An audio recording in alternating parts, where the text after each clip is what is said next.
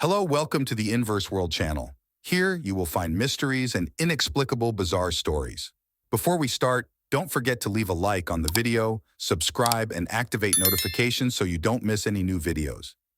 Albert Einstein was born in the city of Ulm, Germany in 1879. In 1900, he graduated in physics and mathematics and began his doctorate at the University of Zurich. In 1902 and 1905, he developed four revolutionary studies for 20th century physics, becoming world famous. In 1908, he became a professor at the University of Bern in Switzerland. By 1933, he resigned from his positions in Germany due to the rise of the Nazis to power, seeking refuge in the United States. In the United States, he began teaching at Princeton University and helped the Allies by providing information on nuclear studies. Einstein even announced a manifesto about the dangers of nuclear weapons, an area in which he had great knowledge. Due to his achievements and intelligence, Einstein is considered one of the brightest people in history. In 1955, at the age of 76, he passed away, leaving behind 3 children and an enormous legacy for science, including the explanation of the photoelectric effect and the formulation of the general theory of relativity, in addition to significant contributions to physics.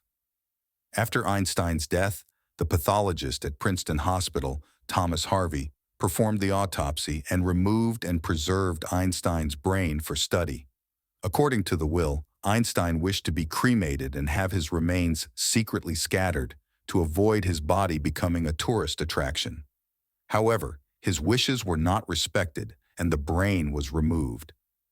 Harvey took photos from various angles, dried the brain into 240 pieces, and observed all these pieces under a microscope.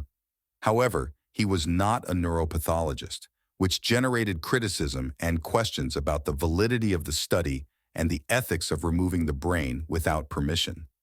Many specialists wanted to study Einstein's brain, but much of it had already been cut.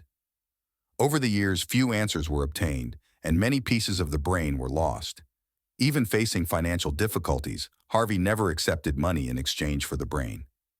In 1996, already elderly, Harvey decided to deliver the remaining brain to Princeton University, where it was studied again and used in various scientific works. More than 50 years after Einstein's death, 14 photos of the brain were studied and compared with 85 brains of normal people. It was found that, microscopically, Einstein's brain had nothing special. The only difference noted was the greater number of glial cells. These cells are various types present in the central nervous system, responsible for protecting and nurturing neurons and sharing neural functions. However, having more glial cells is common in the elderly, and Einstein passed away at 76. Scholars managed to obtain pieces of the brain and reached other conclusions. Marion Diamond, for example, studied the brain for many years and, in 1984, showed that the excess of glial cells in Einstein's brain could have increased not only due to age, but also because of the environment in which he lived. Diamond concluded that growing up in a rich environment with contents, fun objects, and good company changes brain anatomy, while tedious environments can decrease learning capacity. She identified 5 important factors for a healthy brain: diet, exercise, challenges, new experiences, and love.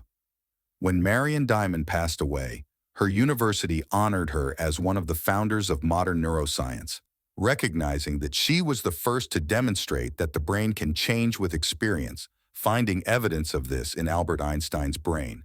Even if Einstein's brain did not prove to be exceptional microscopically, his merit remains unquestionable. Everything he lived, studied, and taught belongs to him. We learned that the environment in which we live, the people we interact with, and other factors influence our brain development.